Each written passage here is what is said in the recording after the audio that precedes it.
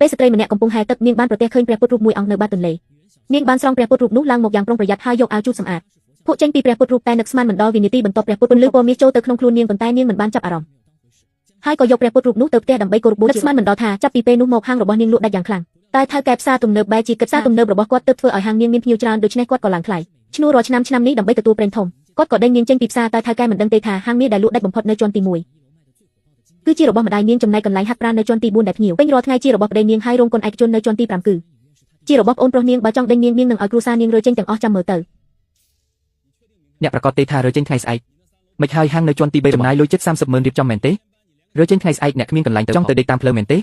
ថាថ្ងៃស្អែករើគឺច្បាស់ជារើហើយចំណែករើទៅណាមិនបាច់រំខានអ្នកគ្រប់គ្រងវងទេថ្ងៃស្អែករើមែនទេអញ្ចឹងបងនឹងជូនដំណើរអ្នកឲ្យអ្នកទៅឲ្យបានលឿនពូយ៉ាងផ្ដាច់ភ្លើងហាងបង្អែមស៊ូណែនទៅប្រាប់ថាជាងកំពុងជួសជុល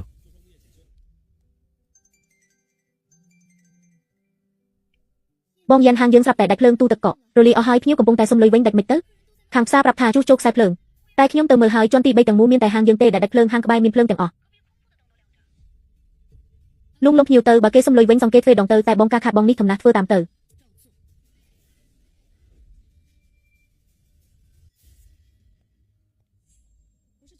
មិនមែនទៅបន្តកុងត្រាទេអីម៉េចធ្វើមុខអញ្ចឹងមិនបានស៊ីញ៉េទេវងឆេងឡើងថ្លៃ 40% គាត់ឈួតហើយ2ឆ្នាំនេះភ្ញៀវនៅជាន់ទី3កើនឡើងដោយសារនរណាគាត់មិនដឹងទេគាត់ថាប្រេងតែទឹកដោះគោថ្មីនៅក្បែរនោះឲ្យថ្លៃទ្វេដងឆ្លងស្ពានរួចស្ពានចោលចុះអ្នកចង់គិតម៉េចខ្ញុំប្រាប់គាត់ថាខ្ញុំនឹងរើចេញលេខសារហួយចង្ក្រានដែលទៅបើថ្មីនៅទល់មុខហាងនៅលើទំនេរទេចាស់ខ្ញុំយកហើយមិនបាច់មើលទេយប់នេះស៊ីញ៉េតែម្ដងចុះប្តីអ្នកនៅជាន់ទី4និងអូនប្រុសនៅជាន់ទី5ប្រាប់គេហើយឬនៅទេទៅប្រាប់ទៅជាន់ទី1បាក់លុយបំពេញកុងត្រានៅទីនេះអាចនឹងច្រើនបន្តិចខ្លាចអីពេលខ្ញុំលក់មាសវងឆេងនៅស្លៀកខោលេគូតនៅឡើយទេ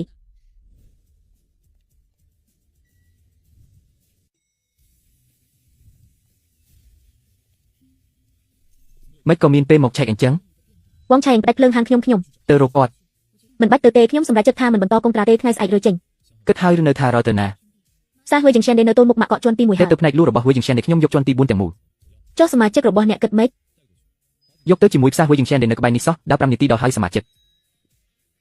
មិនអីទេយប់នេះខ្ញុំនឹងឲ្យគេមករស់រកបកអូខេខ្ញុំទៅប្រាប់អូនប្រុសខ្ញុំនេះសុទ្ធតែជារបស់ថ្មីបំផុតការក្រាហ្វិកលុយណាស់អូហូនេះសុទ្ធតែហាងតែមួយតើស៊ីយ៉ាងអ្នកស្លាប់ហើយបងមិនដើរអត់សំឡេងអញ្ចឹងរៀបចំអីវ៉ាន់ទៅថ្ងៃស្អែករើផ្ទះរើទៅណាផ្សារហួយចង្ក្រាននេះខ្ញុំចង់ទៅទីនោះយូរហើយផ្សារនេះអ៊ីនធឺណិតយឺតណាស់វងថែងនៅមករករឿងរាល់ថ្ងៃទៀតថ្លៃគ្រប់គ្រងឧបករណ៍អីទៀតលុយបំពេញកុំខ្ញុំចេញមិនបាច់អ្នកទេប៉ុន្មានខែនេះអតិថិជនចាស់បន្តកុងត្រាចិត្ត1លានហើយសងលុយពីនៃប៉ុណ្ណឹងមានអីយប់នេះដោះម៉ាស៊ីនមួយយកទោភ្លឺអ្នកប្រកាសទេខ្ញុំឲ្យបងប្អូនមកជួយរើមិនបាច់ទេអ្នកមើលថៃខ្លួនឯងទៅបានហើយនៅថាសត្វទេពអីទៀតថ្ងៃនេះចេញពីទ្វារយើង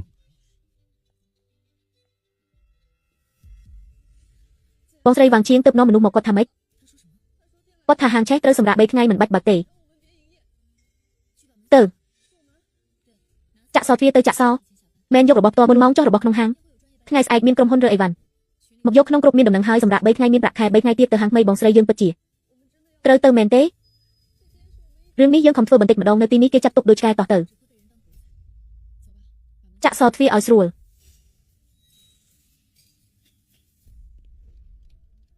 បងប្រុសហាងអ្នកមិនក៏ចាក់សោមិនមែនអ្នកប្រាប់មិនឲ្យបើកទេអីកុំមកធ្វើមុខដាក់ខ្ញុំហាងតែទឹកដោះគោស្អែកមកវោះហើយប្រញាប់រៀបចំរបស់អេតចាយអ្នកឲ្យស្អាតទៅកុំរំខានប្រេងធំគេចូលអូខេចឹងប្រញាប់ចេញទៅស្អែកខ្ញុំនឹងរៀបចំឲ្យស្អាត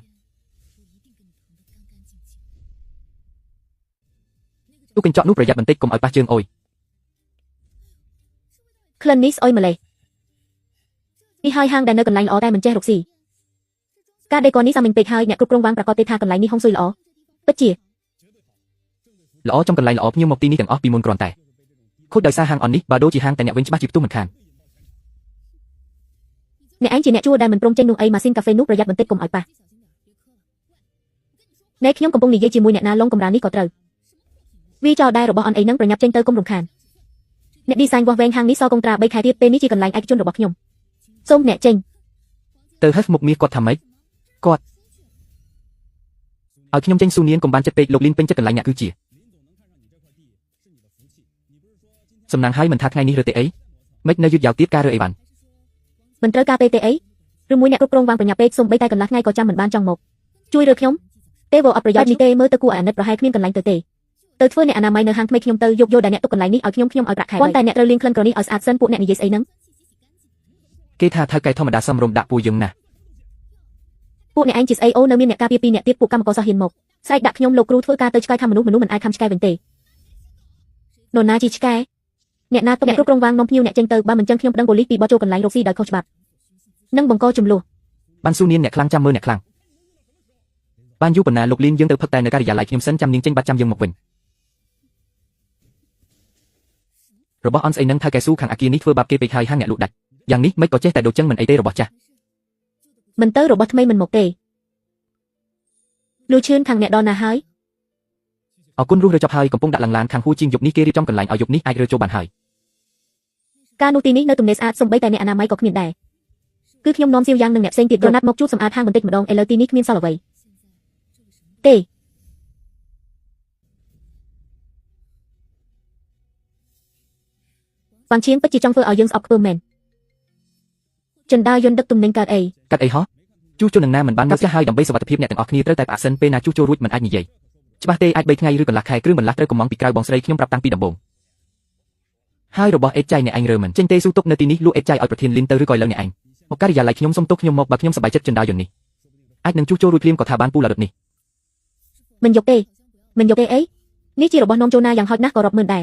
មិនយកទេយកទៅទុកទីនោះទៅតោះយើងចុះទៅក្រោម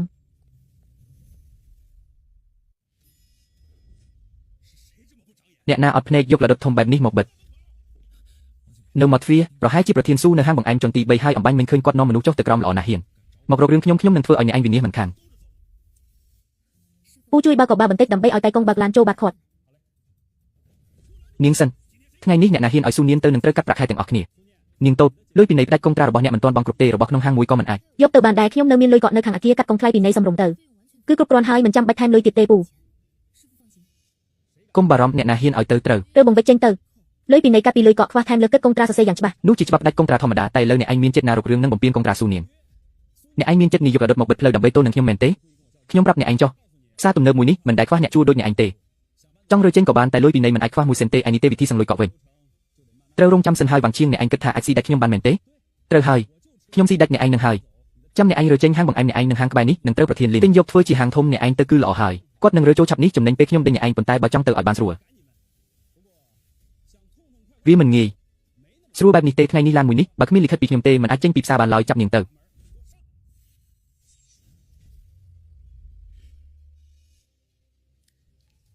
អ្នកណាហ៊ានខាត់ខ្ញុំមិនឲ្យចេញនាងកុំធ្វើផ្ដេសផ្ដាស់ណានេះជាសង្គមមានច្បាប់បើអ្នកឯងហ៊ានប្រើហិង្សាខ្ញុំប្តឹងប៉ូលីសឥឡូវហើយប្តឹងប៉ូលីស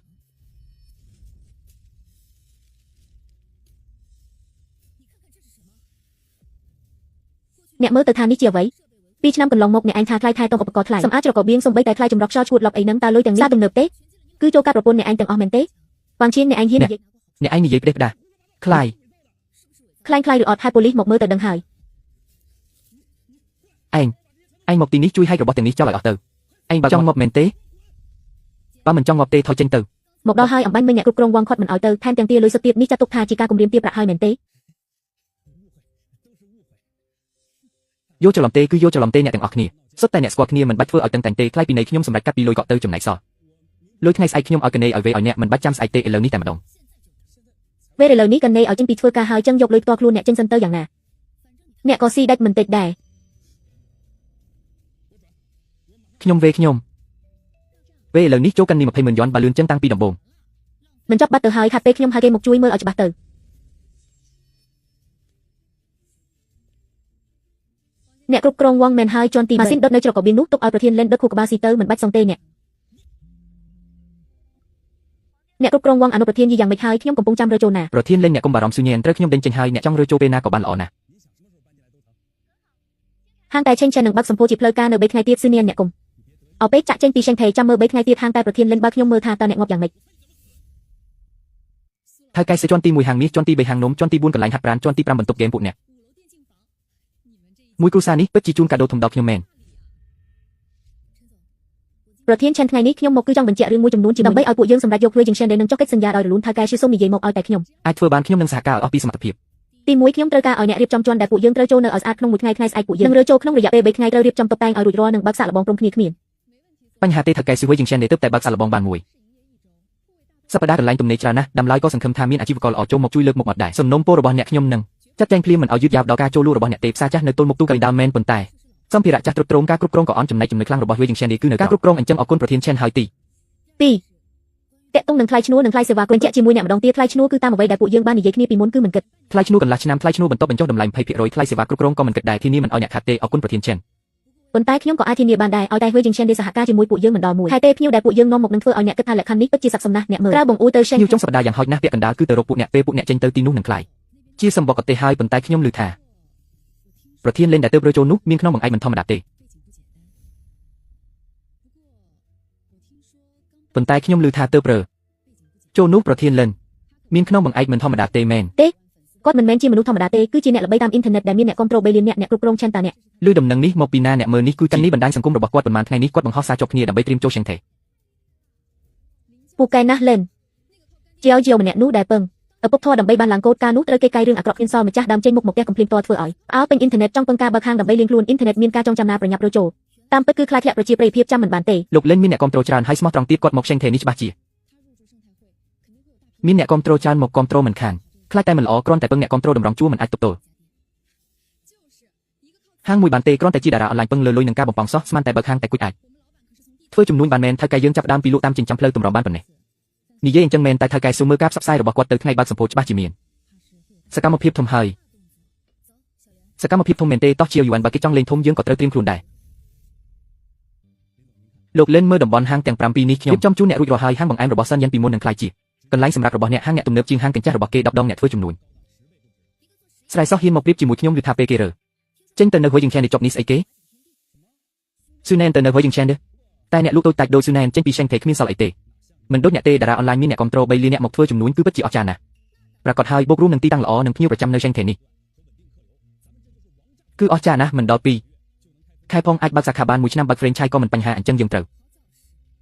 ផ្សព្វផ្សាយឲ្យខ្លាំងឲ្យខេងឆល្បីតាំងពីថ្ងៃបើកលោកលិន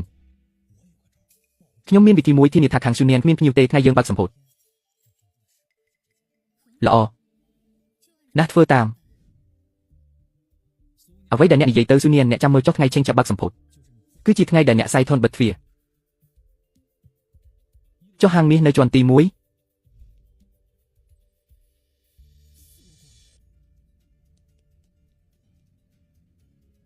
ហាងអ្នកក៏បិទដែរមិនបានបិទអស់អញ្ចឹងឡើយវ៉ែនហាងអ្នកសុកមិនស្រាប់តែបិទអ្នកគ្រប់គ្រងវងខ្ញុំទៅដើរលេងជាមួយគ្រួសារសម្រាប់ប៉ុន្មានថ្ងៃមិនអីទេលូចិនកន្លែងហាត់ប្រាណអ្នកមិនបិទខ្ញុំទៅលេងស្រុកគ្មានអ្នកមើលហាង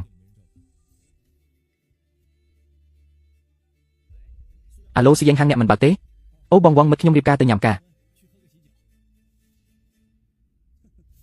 រហាជាន់គ្នាតែម្ដងពិតជាពួកគំនិតក្លេមែនពេលរកស៊ីល្អមិនរកស៊ីបែរជាទៅដើរលេងទៅស្រុកញ៉ាំការសុទ្ធតែខួរក្បាលមានបញ្ហាតែលោកលេងថ្ងៃបើកហាងឆេងចេះគឺជាពេលដែលឆេងថេមានភ្ញៀវច្រើនបំផុតពួកងងនេះរំលងពេលល្អច្បាស់ជាស្ដាយក្រោយមិនខានហាងនំប៉័ងជាន់ទី3បិទទ្វារដោយសាររកស៊ីខាតថ្ងៃនេះហាងឆេងចាប់បើកសម្ពោធទិញមួយថែមមួយលោកលេងវីដេអូនេះថតរួចហើយអ្នកមើលសិនទៅថតមួយទៀតត្រូវថតផ្លាកនោះឲ្យច្បាស់បន្តិចទៀតបង្ហោះទៅឲ្យគ្រប់គ្នាដឹងថាហាងកញ្ចក់ស៊ូណែនបិទហើយឆេងចេះខ្ញុំនឹងបើកបាត់លោកលេងលើកនេះធានាថាថតបានច្បាស់ល្អទិញមួយថែមមួយចំណេញតើខ្ញុំតាមដានគាត់2ឆ្នាំហើយត្រូវតែគ្រប់គ្រងលោកលេងការតាក់ទាញរបស់អ្នកអស្ចារ្យណាស់ប្រកាសហើយខ្ញុំតាក់ទាញអ្នកគ្រប់គ្រងតាមអនឡាញនិងភ្ញៀវខាងក្រៅអាសម្រាមស៊ូណែនមិនអាចជាគូប្រជែងខ្ញុំទេទាំងអនឡាញនិងក្រៅស៊ីដាច់តែម្ដងលោកលេងអ្នកពិតជាកម្ពុជាអ្នកជំនួយមែនចេះនិយាយណាស់អេក្នុងគ្រប់មានផ្ញើសារស្អីគេចុះនៅទិញទីនេះធ្វើអីទៀតតោះទៅទាំងអស់គ្នាមានរឿងអីមិនបានពួកគេទៅខាងមុខអស់ហើយថែមទាំងប្រធានលីនអ្នកកំភៃខ្ញុំទៅសួរគេសិនថាយ៉ាងម៉េចបងមានវិធីអ្នកពិតជាមានប្រសិទ្ធភាពមែនមនុស្សខាងហាងតែថ្មីរត់មកខាងយើងអស់ហើយទេធីតាមែនគួរឲ្យគំណាស់ហ៊ានប្រើល្បិចថោកទាបបែបនេះមកជន់ហាងយើងទុកឲ្យគាត់ស្រ័យទៅឡើងកាន់តែខ្ពស់ធ្លាក់កាន់តែឈឺសៀវយានសរសេរ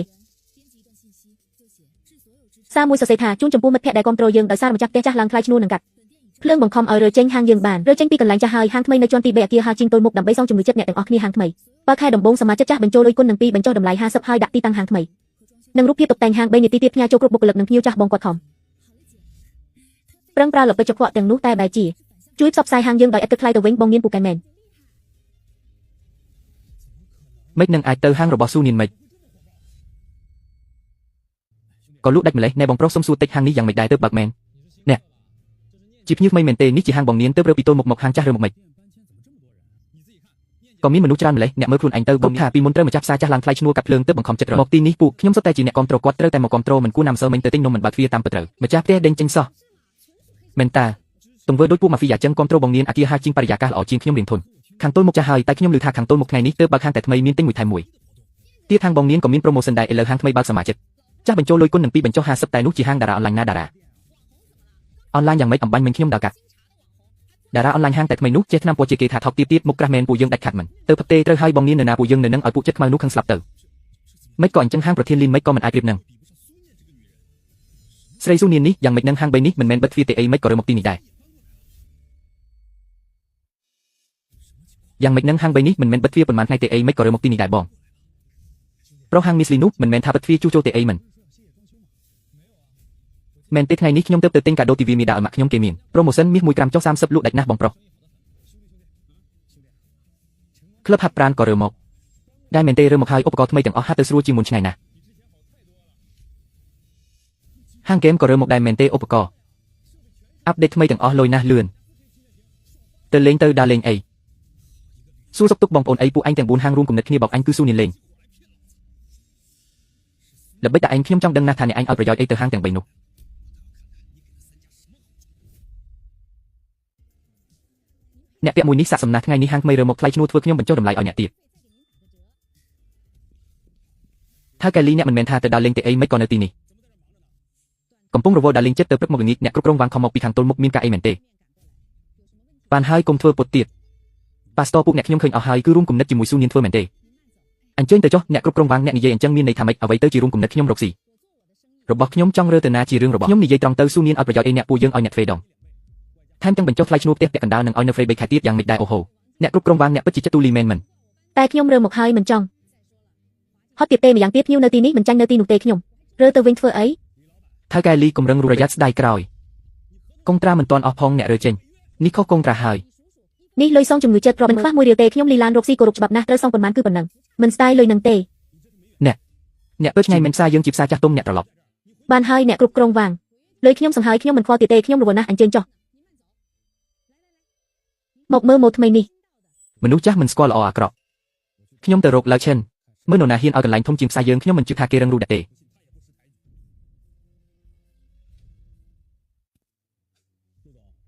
លោកឡៅមិនមែនថាចង់ផ្អាកមួយរយៈទេអីឬលឿនម្លេះផែនការប្រែកុហកខ្ញុំស៊ូជៀនឲ្យប្រយោជន៍អីអ្នកខ្លះមិនយកទេលោកឡៅខ្ញុំនិយាយត្រង់ចុះឲ្យតែអ្នករើទៅវិញថ្លៃឈ្នួលចុះកន្លះថ្លៃសេវាហ្វ្រេទាំងអស់3ខែដំបូងមិនយកថ្លៃឈ្នួលអ្នករកស៊ីដូចគ្នាលក្ខខណ្ឌនេះល្អណាស់ហើយលក្ខខណ្ឌអីក៏មិនរើដែរអ្នកខ្លាចរើទៅវិញពិបាកមែនទេរកមនុស្សជួយរើចេញលុយឲ្យទាំងអស់ខ្ញុំនិយាយច្បាស់ហើយគឺរើទេមានការអីទៀតទេលោកឡៅកុងត្រាមិនទាន់អស់ផងអ្នករើចេញយ៉ាងហោចណាស់ត្រូវសង 100000 ផ្នែកច្បាប់មកនេះបន្តិចលោកឡៅនេះជាកំណត់ត្រាខុសច្បាប់អគិភេយកទឹកមុខហាងមិនគ្រប់ស្តង់ដារផ្លូវកិច្ចខ្លួនត្រូវបិទសរុប7ចំណុចភាគីខុសកុងត្រាមុនពួកឯងនិយាយផ្ដេសផ្ដាសអីផុសតាងទាំងនេះទៅទូទាត់គ្នានៅតុលាការបានចាំមើលចុះអាពុកមិនស្គាល់កាលៈទេសៈគង់តែមានថ្ងៃឯងមកលុតជង្គង់អង្វរទេម្នាក់ទៀតអញមិនជឿថាទិញហាងអ៊ីនធឺណិតតូចមួយមិនបានទេថាកែស៊ូខ្ញុំមិននិយាយវិញបៃទេរើទៅវិញលក្ខខណ្ឌទៀតតាមចិត្តមិនរើទេអ្នកមិនស្ដាប់លក្ខខណ្ឌខ្ញុំសិនអ្នកគ្រប់គ្រងវាងកុំហត់និយាយអីខ្ញុំមកហើយមិនគិតចង់រើទៅវិញទេនិយាយអីក៏អត់ប្រយោជន៍ដែរកុងត្រាអ្នកមិនទាន់អស់ផងរើចេញនេះខុសកុងត្រាមានលុយសងទេអ្នកគ្រប់គ្រងវាងអ្នកមើលនេះសិនកុងត្រាប្រកាស17ភាគីត្រូវធានាភ្លើង24ម៉ោងអ្នកដាច់ភ្លើងហាងយើងប៉ុន្មានដងហើយ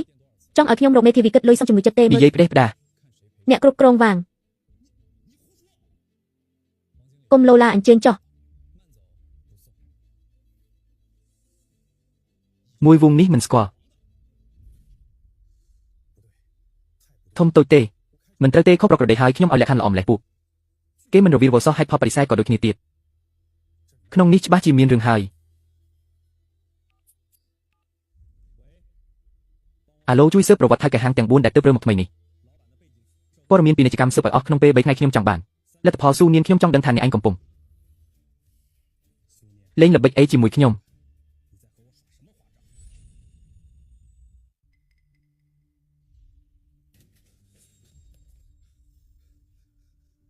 ថាកែលីខ្ញុំសឹបដឹងហើយគឺស៊ូនៀនជាអ្នកនៅពីក្រោយម្ដងទៀតហើយគឺគាត់អ្នកមើលចុះគាត់និយាយអាក្រក់ពីយើងក្នុងក្រុមសមាជិក 5000 នាក់ហ្វេនគាត់នាំគ្នាទៅហាងទល់មុខអស់ហើយខ្ញុំទុកមុខឲ្យគាត់ថែមទាំងនាំហាងនេះជាន់ទី1ក្លឹបហាត់ប្រាណជាន់ទី4និងហាងហ្គេមជាន់ទី5ទៅទៀតស្អីគេហាងទាំង4ខ្ញុំទៅសួរផ្ទាល់ហាងទាំង3នោះបញ្ញាចិត្តតាមគាត់ខ្ញុំឲ្យលក្ខខណ្ឌអីក៏មិនព្រមប្រធានលីនស៊ូជៀនច្បាស់ជាប្រើល្បិចអីហើយប្រធានលីនខ្ញុំឲ្យគេទៅសឹបហើយអាចបញ្ជាក់បានថាគាត់ចំណាយដើមទុនច្រើនណាស់សម្រាប់ថ្ងៃបើកសម្ពុននេះត្រឹមថាកែហាងបង្អែមមានដើមទុនប៉ុន្មានទៅខ្ញុំមានដើមទុនលេងជាមួយគាត់មែនហើយសមត្ថភាពអ្នកគឺច្បាស់ណាស់តែពឹងលើហ្វេនដូចជាមិនសូវកើតទេអ្នកមានវិធីផ្សេងឬធនធានទេសំណាងឲ្យខ្ញុំនៅសល់មួយក្បាច់ថ្ងៃស្អែកខ្ញុំនឹងឲ្យពួកហាងតូនអ្វីទៅជាភាពមានបានពិតប្រាកដអូយថ្ងៃនេះវ៉ាន់ឈៀងរត់មកហាងខ្ញុំមកដល់ភ្លាមថាបញ្ចុះថ្លៃឈ្នួលកន្លះតម្លៃថែម3ខែហើយឲ្យផលចំណេញទ្វេដងគាត់ក៏មករកខ្ញុំដែរនិយាយស្រដៀងគ្នានឹងលក្ខខណ្ឌធំគួរសមចុះពួកអ្នកគិតយ៉ាងម៉េចដែរនិយាយតាមត្រង់លក្ខខណ្ឌនោះពិតជាតាក់ទាញមែនស្ទើរតែទុនចិត្តទៅហើយតែបានត្រឹមស្ដាប់ប៉ុណ្ណោះចុះពួកអ្នកស្ដាយក្រោយទេមិនស្ដាយទេគ្រួសារតែមួយលក្ខខណ្ឌអីក៏មិនបដូរដែរត្រូវរយគ្នាណាស់បងយ៉ានមិនស្រួលទេភ្ញៀវរត់ទៅហាងជីនឆាអស់ហើយស្អីគេ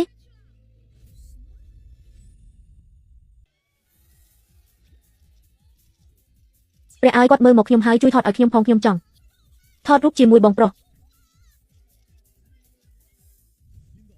ប្រធានលីនក្បាច់អ្នកពិតជាលយមែងឲ្យតែប្រុសស្អាតល្បីមកភ្ញៀវការឡើងកប់តែម្ដងប្រកាសហើយខ្សែរយៈរបស់ខ្ញុំមិនមែនអ្នកលក់នំអាចប្រៀបបានទេត្រូវខ្ញុំឲ្យគេទៅមើលហើយភ្ញៀវខាងបងសុងរត់មកខាងយើងអស់ហើយសំបីតែថៅកែក៏មកដែរយីថៅកែស៊ូថ្ងៃនេះសម្រាប់ឬហាងគ្មានមនុស្សសោះអ្នកឃើញទេនេះទៅជាចំនួនភ្ញៀវដែលថ្ងៃបើកសម្ពុខ្ញុំឃើញតែការប្រើគ្រប់មធ្យោបាយដើម្បីតាក់ទាញភ្ញៀវប៉ុណ្ណោះខ្មាស់គេហើយតើប្រធានលីនគ្រាន់តែកម្រើកម្រាមដៃក៏អញ្ជើញប្រុសស្អាតបានច្រើនម្លេះចុះអ្នកក្រៅពីបញ្ចុះតម្លៃមានអីទៀតគ្រាន់តែហៅអ្នកល្បីមកឈមមានអីអស្ចារ្យហាងបង្អែមយើងបើប៉ុន្មានឆ្នាំហើយលើកគេឈ្មោះដែលមួយចាស់គ្រប់ត្រូលគេឈ្មោះក្នុងយុគសម័យដែលភ្ញៀវជាធំអ្នកពឹងមួយចាស់ប៉ុន្មានអ្នកនឹងបានប៉ុន្មានថ្ងៃដឹងខ្លួនឆាប់បិទទ្វារទៅហើយអ្នកគ្រប់គ្រងវាងគេចង់បើកក៏បើកទៅគង់តែខាត់រាល់ថ្ងៃហ្នឹងលើโลกនេះមានតែអ្នកមិនស្គាល់ប្រមាណខ្លួនពួកអ្នកកុំហួសមិនមែនប្រកួតថាអ្នកណាល្បីមួយឆាប់ទេគឺប្រកួតថាអ្នកណាទៅបានឆ្ងាយប៉ុណ្ណាប្រយ័ត្នដល់ពេលខំទប់ទល់ដល់អស់រលីងពីខ្លួនខ្ញុំចង់មើលថាចុងក្រោយអ្នកណាអស់រលីងពីខ្លួនឲ្យប្រាកដ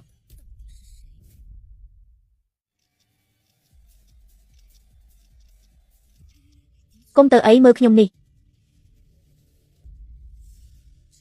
ខ្ជិះខ្ជីពេកហើយតោះទៅហាងមានវិញហាងចាស់នៅតែទុកចិត្តបានបងមានអ្នកពិតជាមើលឃើញឆ្ងាយមែនបងមាន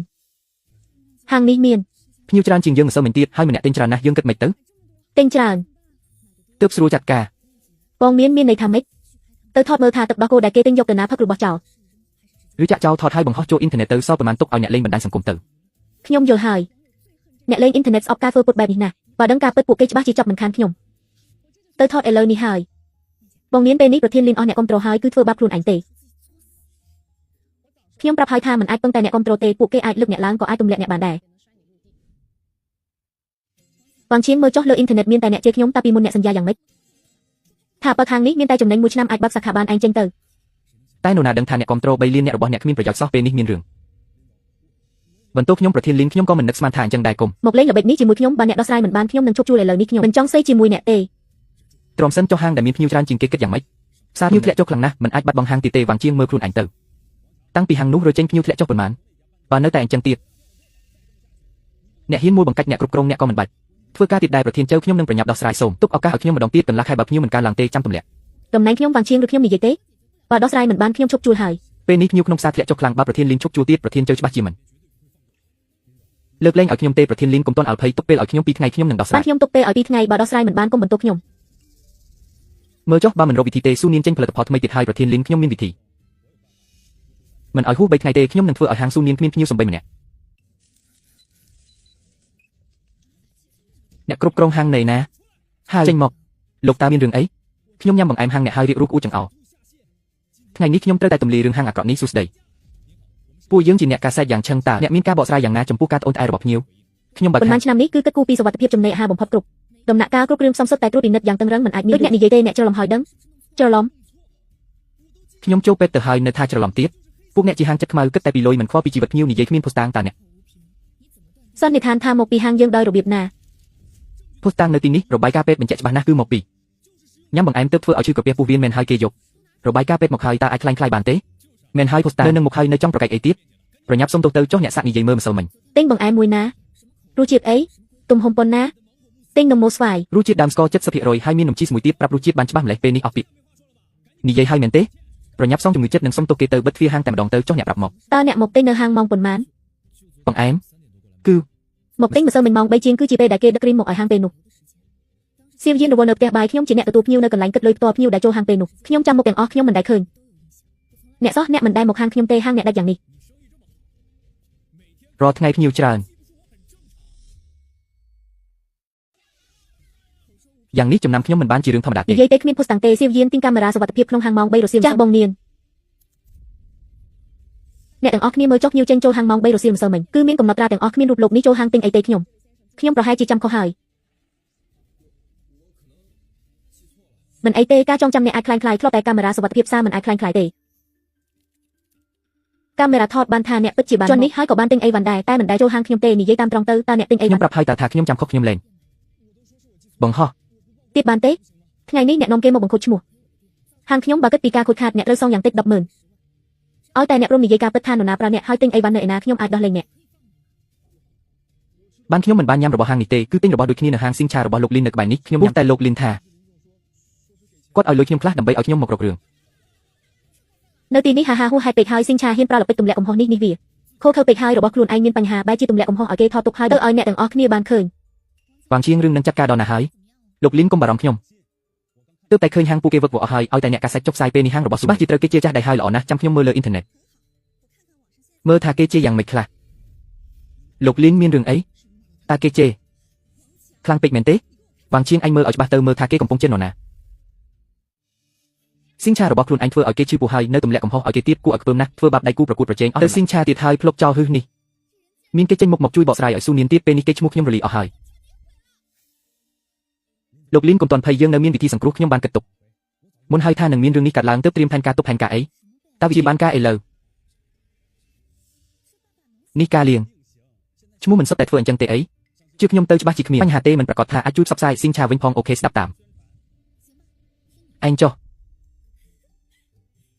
ហាបងនាងបងឆាប់មើលទៅលោកលីនពិតជាចេញមកលៀងឈ្មោះមែនលឿនគួរសមប្រើល្បិចនេះទៀតហើយទម្លាក់កំហុសឲ្យបុគ្គលិកបណ្ដោះអាសន្នបើសុំទោសមានប្រយោជន៍ចាំបាច់មានប៉ូលីសស៊ីងឆាទៀតហើយបងទីត្រូវមែនគាត់ពិតជារោគអ្នកទទួលកំហុសជំនួសដោយប្រាប់ថាជាទង្វើផ្ទាល់ខ្លួនរបស់បុគ្គលិកហើយបានបញ្ជាឲ្យគាត់នៅធ្វើជាតូចចិត្តទៀតធ្វើដោយខ្លួនឯងជាជនរងគ្រោះដែរចង់សាច់ឲ្យស្លាប់ទេពិតជាចាត់ទុកអ្នកលេងអ៊ីនធឺណិតជាមនុស្សល្ងងមែន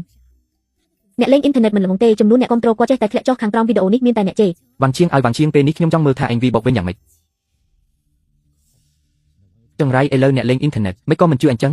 ពេលនេះចប់សពគ្រប់ហើយអ្នកចាត់ការវ៉ាងខ្ញុំស៊ើបដឹងប្រវត្តិរបស់ស៊ូនៀនហើយកុំចាប់និយាយមកលោកទីមើលស៊ូនៀនម្ចាស់ហាងបង្អែមនាងថៃកែហាងមីហ្លីគឺជាម្ដាយនាងលោកលូម្ចាស់ក្លឹបហាត់ប្រាណឈិនខ្វាងជាប្តីនាងស៊ូយ៉ាងម្ចាស់ក្លឹបកីឡាអេឡិចត្រូនិកជាខ្វាងជាប្អូនប្រុសនាងឯងនិយាយថាម៉េចមួយគ្រួសារសុទ្ធតែជាមនុស្សរបស់នាងឯងនិយាយត្រូវហើយទាំងអស់សុទ្ធតែជារបស់នាងប្រកាសមែនខ្ញុំបានឆែកមើលការចុះបញ្ជីអាជីវកម្មរបស់ស៊ូណែនហាងទាំងនេះម្ចាស់ស្របច្បាប់គឺម្ដាយប្តីនិងអូនប្រុសរបស់ស៊ូណែន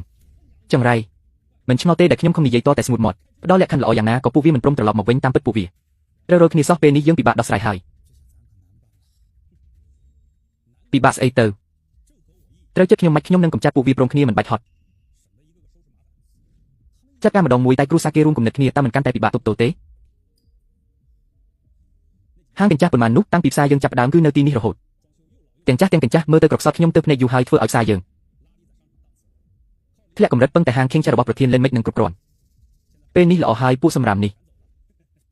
ទៅអស់ហើយហាកន្លែងជាន់ទី1ទី4និងទី5ទំនេរអស់ហើយខ្ញុំអាចរកមួយថ្មីតាក់ទាញហាងល្បីដូចខេងចាស់មកធ្វើឲ្យផ្សារយើងក្លាយជាផ្សារទំនើបvàដាច់ផ្សារកញ្ចាស់នៅទល់មុខចាំមើលអ្នកណានៅទៅទីនោះទៀតអ្នកគ្រប់គ្រងវងល្បិចអ្នកពិតជាគូមែននេះហៅថាសំណាងក្នុងគ្រោះខ្ញុំជាអ្នកគ្រប់គ្រងអចលនទ្រព្យនៅទីនេះធ្លាប់ជួបអតិថិជនច្រើនជាងក្មេងស្រីស៊ូណែននោះទៅទៀតទប់ទល់នឹងនាងញីដូចបាត់ដៃពិតមែនហើយផ្សារយើងមានអ្នកមើលការខុសត្រូវមិនយូរទេច្បាស់ជាឈ្នះផ្សារទល់មុខទៅសរសេរគម្រោងតាក់ទាញមួយច្បាប់ផ្ដោតលើភាពស៊ីវិល័យយកហាងប្រធានលេងជាគំរូប្រញាប់បញ្ចេញវាទៅយកឲ្យខ្ញុំទៅធ្វើឥឡូវនេះអ្នកគ្រប់គ្រងវងមិនស្រួលទេមានរឿងអីបានជាស្លន់ស្លំលេះហាងឆេងចាស់របស់ប្រធានលេងហាក់ដូចជាចង់រើចេញហើយអ្នកនិយាយអីខ្ញុំទៅឃើញផ្ទាល់ភ្នែកប្រធានលេងកំពុងបញ្ជាបុគ្គលិកដោះស្លាកយីហោពួកគេកំពុងអីវ៉ាន់ប្រហែលជាចង់រត់ហើយចង្រៃមិនក៏មករត់ពេលនេះ ខ្ញុំកំពុងសង្ឃឹមលើពួកគេផងហ៊ានរត់សាក់មើលទៅមើលបន្តិចមើលពួកគេចង់ធ្វើអីប្រធានលិ អ្នក ន កំពុងធ្វើអីហ្នឹងមិនមែនមកពីគំនិតអ្នកទេហោដែលឲ្យខ្ញុំទម្លាក់កំហុសលើបុគ្គលិកលទ្ធផលគឺអ្នកលេងអ៊ីនធឺណិតមិនជឿសោះបើនៅតែបន្តបើកទៀតមានតែខាតរាល់ថ្ងៃទ្រាំនៅទីនេះខាតលុយរាល់ថ្ងៃត្រូវគេជេរមិនស៊ូប្រញាប់បញ្ឈប់ដកខ្លួនឲ្យលឿនទៅ ប្រធានលេងមិនមែនខ្ញុំចង់រកស៊ីមានអ្នកណាមិនត្រូវគេជេរអ្នកធ្វើជាអ្នកល្បីមិនយល់ពីពាក្យថាល្បីព្រោះរឿងអាស្រូវទេអី ចុះអ្នកថាខ្ញុំគួរធ្វើមិនទៀតអ្នកគិតមើល រឿងនេះផ្អើលធំប៉ុណ្ណាស្មើនឹងផ្សាយពាណិជ្ជកម្មឲ្យហាងអ្នកហ្វ្រេកដើម្បីអស់ហើយឆ្លៀតឱកាសនេះរកវិធីថ្មីហើយធ្វើពុតជាសំទោសច្បាស់ជាអាចស្ដារមុខមាត់វិញគេជេរដល់ថ្នាក់នេះហើយអាចរស់វិញមិនទៅរឿងដែលយើងបរាជ័យពីមុនគឺដោយសារលួចចម្លងផលិតផលថ្មីរបស់ស៊ូញៀនដើរតាមគូគេមានអនាគតអីបើចង់សង្កត់ពួកគេឲ្យជាប់យើងត្រូវធ្វើឲ្យល្អជាងពួកគេតែទឹកដោះគោដែលស៊ីវិល័យជាង អ្នកសាស្ត្រនិយាយមើលស៊ីវិល័យមិនទៅតែទឹកដោះគោហាងស៊ីនេះនោះមានលក់ពីពេញផ្លូវហើយអ្នកណានឹងព្រម ទិញរហូតនោះខ្ញុំស្គាល់ជាងធ្វើភេសជ្ជៈម្នាក់នៅអឺរ៉ុបហើយគាត់មកមិនបាច់ខ្វល់ពីរសជាតិទេកម្រិតនេះគឺឡើងខ្ពស់តែម្ដងហាងបង្អែមតាមផ្លូវរបស់ស៊ូញៀនសូម្បីតែយួរស្បែកជើងឲ្យអ្នកក៏មិនសាកសមផង អញ្ចឹងស្ដាប់តាមអ្នកចុះភ្នាល់លើកចុងក្រោយ នេះចុះប្រធានលីនអ្នកគ្រប់គ្រងវាងមុននឹងបង្កើតផលិតផលថ្មីខ្ញុំចង់ស្រាវជ្រាវពីរសជាតិដែលអ្នកស្រុកចូលចិត្តសិនដើម្បីផ្សំឲ្យត្រូវមាត់មហាជនទើបងាយស្រួលលក់ដាច់ មិនបាច់ស្រាវជ្រាវទេមិនចាំបាច់តម្រូវតាមរសជាតិមនុស្សធម្មតាទេ ខាតពេលធ្វើរឿងអត់ប្រយោជន៍ទាំងនេះធ្វើអីយើងត្រូវដណ្ដើមពេលវេលាប្រញាប់កំណត់គោលដៅកម្រិតខ្ពស់ត្រូវសង្កត់ស៊ូញៀនឲ្យលឿនត្រូវហើយមិនអាចឲ្យស៊ូញៀនដឹងពីឱកាសរកស៊ីរបស់យើងទេត្រូវវាលុកឲ្យនាងទុកមិនទាន់ចុះវត្ថុធាតុដើមវិញយ៉ាងហោចរបស់ក្នុងស្រុកមែនទេវត្ថុធាតុដើមតែទឹកដោះគោទាំងអស់ត្រូវប្រើរបស់លោកខាងលិចកម្រិតខ្ពស់បំផុតយើងត្រូវធ្វើគឺភាពខ្ពង់ខ្ពស់និងប្លែកត្រូវហើយឲ្យតែអ្នកស្រុកមិនធ្លាប់ញ៉ាំគឺបានហើយទុកឲ្យពួកស្រែនេះបើភ្នែកម្ដងបើរសជាតិមិនត្រូវហើយរុញរូបមុនលោកខាងលិចជោគផ្ទាល់ខ្លាយតែមហាជនពិបាកទទួលយកហានិភ័យរៀងខ្ពស់បន្តិចធ្វើតាមតែយើងប្រាប់ទៅបានហើយផ្សេងទៀតមិនបាច់ឲ្យអ្នកខ្វល់ទេបាត់អញ្ចឹងខ្ញុំនឹងបង្កើតតាមការទាមទាររបស់អ្នកទាំងពីរផលិតផលថ្មីបានផ្សំរួចរាល់ហើយប្រើទឹកជ្រលក់ Truffle នាំចូលពីអ៊ីតាលីនិងធ្យូងរស័យមាសខ្មៅពីជប៉ុនអ្នកទាំងពីរអាចមើលបានរសជាតិឆ្ងាញ់ណាស់គ្រាន់តែវត្ថុធាតុដើមពីមុខនេះក៏គ្រប់គ្រាន់អតិថិជនបានដែរដល់ពេលនោះវត្ថុធាតុដើមនេះត្រូវផ្សព្វផ្សាយជាចម្បងលើខិតបាន នេះជារសជាតិស្អីហ្នឹងទាំងប្លែកទាំងពិបាកញ៉ាំលេបមិនចូលសោះវ៉ាងឈៀងគ្រាន់តែប៉ុណ្ណឹង ពិតជាអាចជោគជ័យមែនអ្នកគឺធ្លាប់តែញ៉ាំរសជាតិតែទឹកដោះគោធម្មតាទើបគិតថាពិបាកញ៉ាំតែកាន់តែមហាជនញ៉ាំមិនទម្លាប់មិនធ្លាប់ភ្លក់ទើបគេហៅថាតែទឹកដោះគោកម្រិតខ្ពស់ពួកស្រែនោះគឺចូលចិត្តរបៀបនេះឯងល្អថ្ងៃស្អែក ចេញលក់បងស្រីតែថ្មីថ្ងៃនេះចេញលក់ហើយពួកយើងអញ្ជើញញ៉ាំតែទឹកដោះគោហ្វ្រៃសូមស្វាគមន៍ចូលហាងលក់តែទឹកដោះគោតម្លៃ100យ៉ាងក្នុងមួយកែវហើយញ៉ាំហ្វ្រៃជាប់គ្នាពេញមួយអាទិត្យពីមុនទោះបីមានរឿងសុវត្ថិភាពចំណីអាហារមែនតែចិត្តទូលាយឲ្យញ៉ាំហ្វ្រៃបែបនេះមើលទៅតែថ្មីពិតជាចង់កែប្រែមែនតែទឹកដោះគោ100យ៉ាងមិនញ៉ាំទេខ្ញុំត្រូវតែសាក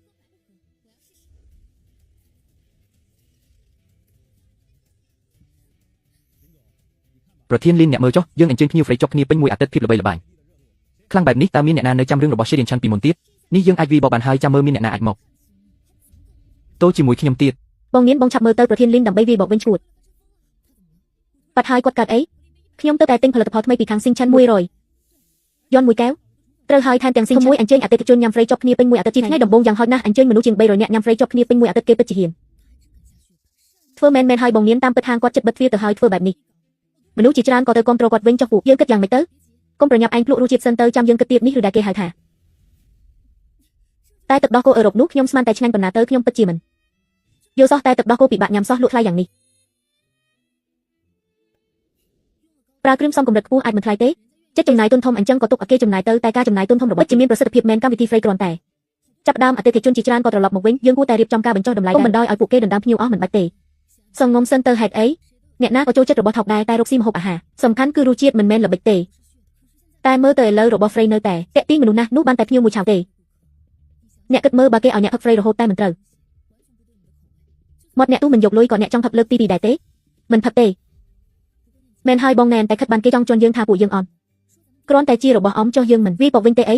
វាបបធម្មតាវាស្រួលពេកហើយយើងត្រូវឆ្លៀតឱកាសនេះធ្វើឲ្យពួកគេញើបមុខលេងរួច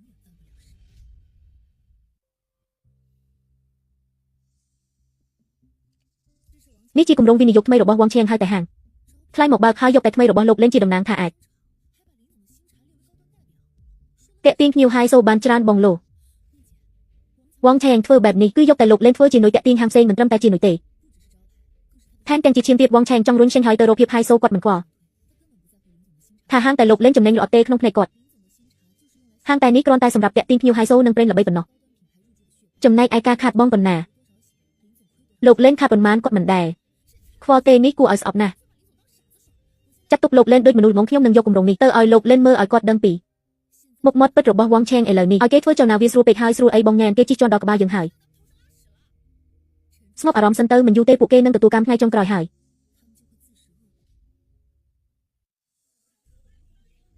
ប្រញាប់ទៅយកមួយកែវទៅមួយកែវជាង100 យ៉នឯណោះមិនផឹកតតែល្ងង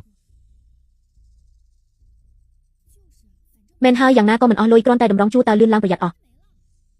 វងថេងប៉ុន្មានថ្ងៃនេះហាងពេញរហូតភ្ញៀវក៏មានលំនឹងអ្នកពិតជាមានវិធីមែនមកពីលោកលេនហ៊ានចំណាយតើឲ្យតែល្បិចហើយសូយើងជោគជ័យពេលចប់កម្មវិធ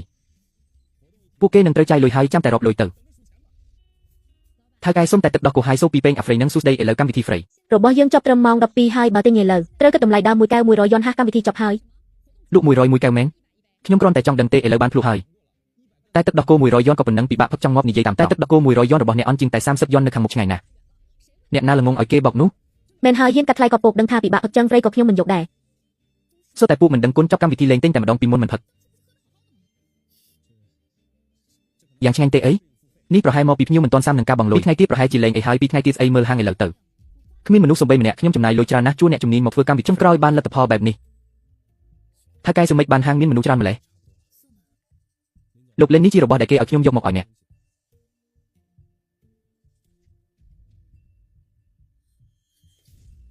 វងថេងអ្នកពន្យល់ពីគម្រោងវិនិយោគនេះបន្តិចមើលលោកលេនខឹងខ្លាំងម្ល៉េះនេះគ្រាន់តែជាគម្រោងវិនិយោគធម្មតារបស់ផ្សារទំនើបតើ ឯកសារគម្រោងនេះអ្នកមើលខ្លួនឯងទៅគេសរសេរថាម៉េចចេញចេះជាប្រេងលំដាប់ខ្ពស់តាក់ទាញមួយធំនេះមិនមែនចាត់ទុកខ្ញុំជាស្រមោល ទេមិនមែនទេប្រធានលេងស្ដាប់ខ្ញុំ មិនទុកពេលឲ្យជាងស្រាវជ្រាវរសជាតិតែបង្ខំឲ្យខ្ញុំចាយលុយដើរផ្លូវហើយសូតាមពិតប្រញាប់លេបរបស់ខ្ញុំធ្វើជាកណ្ដូររស់វងឆេងអ្នកឯងចេះតែប្រើប្រាស់ខ្ញុំធ្វើនេះក៏ដើម្បីឆេងចេះ របស់អ្នកដែរហ៎នាំចូលប្រេងលំដាប់ខ្ពស់ផ្សារទំនើបមានមុខមាត់ខេងចេះរបស់អ្នកទៅប្រក់សាមួយធំបាន កុំមកគូនំឲ្យខ្ញុំស៊ីអ្នកមើលខ្លួនឯងទៅនេះជាការខាតបង់ពិតរបស់ខ្ញុំលុយប្រូម៉ូសិនថ្លៃដើមថ្លៃពលកម្មពុករួមទាំងថ្លៃដេកទៀតបើខាងមិនដល់កន្លះខែផងខាត់អស់1.5 លានការខាតបង់នេះអ្នកសងខ្ញុំទេប្រធានលេងនេះ ម៉េចមកបន្ទុកខ្ញុំរត់ខ្វែងដៃខ្វែងជើងរកមួយឲ្យអ្នកតាមានអ្នកគ្រប់គ្រងសារណាធ្វើបានដូចខ្ញុំពេលនេះអ្នកឲ្យខ្ញុំទទួលខុសត្រូវតើវាតាក់ទងអីនឹងខ្ញុំនោះជារឿងទីផ្សារខ្ញុំក៏គ្រប់គ្រងមិនបានដែរមិនឲ្យអ្នកសងឲ្យអ្នកណាសងពីមុនអ្នកសន្យាថាហាងនេះអាចបើកជាសាខាខ្ញុំយកប្រងអ្នកឡើងថ្លៃឈ្នួលផ្ដាច់ភ្លើងដេញគេផុសតាំងនៅនឹងដៃខ្ញុំបើមិនសងលុយខ្ញុំប្រឹងប៉ូលីសខាតទៅតែជាង1 លានអ្នកលោឆេងហើយ មិនមែនជាតារាអនឡាញមាន frame 3 លានអ្នកទេអីថែមទាំងគ្រាន់តែជារោមមួយសរសៃសោះវងថេងអ្នកឯងនិយាយស្អីហ្នឹងខ្ញុំមកនេះដើម្បីរកលុយមិនមែនមកធ្វើឆ្កែបំរើអ្នកទេបើមិនមែនដោយសារគំនិតស្អុយរបស់អ្នកខ្ញុំអាចខាតច្រើនចឹងទេពីមុនអ្នកណាអង្វរឲ្យខ្ញុំជួយរកវិធីខ្លួនឯងលោកខ្លួនមកបន្ទោសខ្ញុំហើយរឿងហាងអ្នកប្រារបស់ហ៊ូដេលេកេងប្រវាញ់បុគ្គលិកបើបែកឃ្លីទៅអ្នកណាមកមុនអ្នកណាមិនទាន់ដឹងទេវងឆេងអ្នកឯងហ៊ានគំរាមខ្ញុំប្រយុទ្ធជាមួយអ្នកឯងវងឆេងអ្នកឯងចាប់ទុកខ្ញុំជាកូនង៉ែតមែនទេខ្ញុំមិនលើកលែងឲ្យអ្នកឯងទេបើមិនមែនដោយសារអ្នកល្ងងអាចត្រូវខ្ញុំប្រើបានទេមើលនៅថៅកែឆេងចេះនឹងអ្នកគ្រប់គ្រងវីគ្នាហើយបើមិនមែនដោយសារពួកគេហាងបង្អែមនាងញ៉ាំក៏មិនរើចេញដែរចុះតែមិនមែនមនុស្សល្អខ្ញុំឲ្យអ្នកឯងបោកខ្ញុំនាងឈួតនេះខាត់ដល់ឈួតហើយវាបានល្អធូរទ្រង់ណាស់បងយីផែនការបំពិតជាខ្ពស់មែនពេលនេះវីដេអូផុសលើអនឡាញឆេងចេះចប់បាត់ហើយឆេងទេហ៊ុយក៏ស្អុយឈ្មោះដែលពួកយើងបានស្មុគសុខហើយខ្ញុំគ្រាន់តែហុចកាំបិតមនុស្សពីរនាក់ដែលចង់មកប៉ុណ្ណោះវងថេងអ្នកមើលខ្លួនឯងទៅវីដេអូវីគ្នាជាមួយប្រធានលេនពេញអនឡាញហើយមុខមាត់ឆេងទេហ៊ុយត្រូវអ្នកបំបត្តិអស់ហើយប្រធានឆៅអ្នកបកស្រាយមកពីមុនអ្នកអង្គថាដេញស៊ូនៀនចេញអញ្ជើញប្រធានលេនមកអាចលើកមុខមាត់ពេលនេះមិនដែរថេងចារលំឈ្មោះក៏ស្អុយអ្នកនៅមានមុខឈរនៅទីនេះទៀតយកចូលលំហើយទាំងអស់នេះជាយុទ្ធសាស្ត្ររបស់ខ្ញុំទេយុទ្ធសាស្ត្រអីនិយាយមកមើលយុទ្ធសាស្ត្រអីខ្ញុំស្អប់អាឡងយូហើយវាជាអ្នកបង្កបញ្ហាធ្វើឲ្យខូចឈ្មោះពេលនេះវាដួលហើយល្មមអាចបោះសម្អាតវាចេញពួកយើងរកមួយថ្មីខ្ញុំមិនខ្វល់ពីល្បិចអ្នកទេខែទីងភ្ញៀវមកវិញបើធ្វើមិនបានអ្នកឯងចេញទៅប្រធានឆៅទុកចិត្តចុះតែមួយខែខ្ញុំធានាអ្នកគ្រប់គ្រងវងនេះជារបាយការណ៍តាមការណែនាំបញ្ជីឈ្មោះហាងដែលត្រូវឡើងថ្លៃឈ្នួលឆេងទេហ៊ុយគឺដោយសារហាងមិនសូវហៃសូសុទ្ធតែហាងតូចតាចទីងមុខមាត់ឲ្យធ្លាក់ល្អទៅតាមបញ្ជីនឹងតម្លងថ្លៃឈ្នួលទៅម្ដងមួយអ្នកគ្រប់គ្រងវងឥឡូវផ្សារយើងល្បីមិនល្អទេអាជីវករកំពុងស្ទាក់ស្ទើរបើតម្លងថ្លៃឈ្នួលឥឡូវអ្នកខ្លាចតែអាជីវកររត់អស់ទេហាហាផ្សារខ្ញុំតម្លងរត់អត់គឺខ្ញុំអ្នកសម្រេចឥឡូវខ្ញុំត្រូវចម្រាញ់មិនមែនតម្រូវចិត្តទេក៏វ៉ាទេថ្លៃឈ្នួលទៅទាំងអស់ត្រូវឡើង 30% បើមួយអាទិត្យមិនបងទេដេញចេញប៉ុន្តែលោកឆៅគាត់ដឹង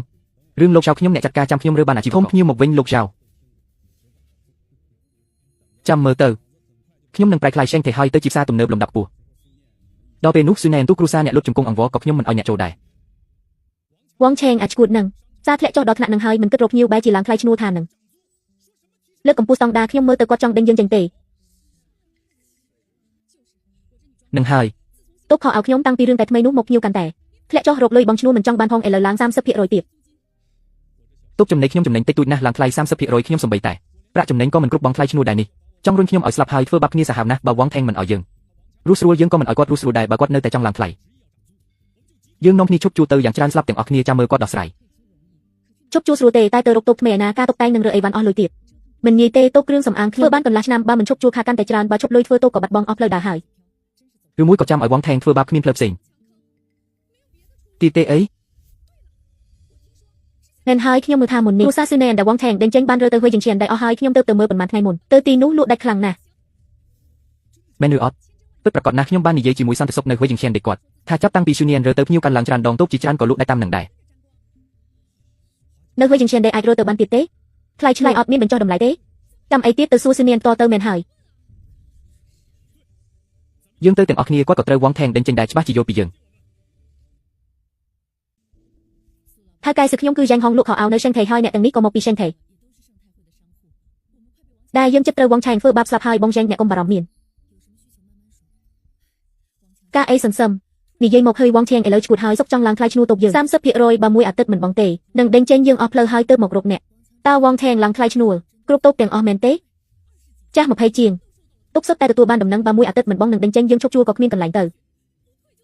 Ba mình chốc miên tại khát slap bong danh ta miên bần man tốt đại miên banh hà đôi. Rơi cây làng khai chnu rồi hồ to chọ. Hai lụa ấy khác. Rồi hai đọc bị đọc bầy tốt miên lụa họ áo mà hộp à ha cương lòng ca cương sầm ảm.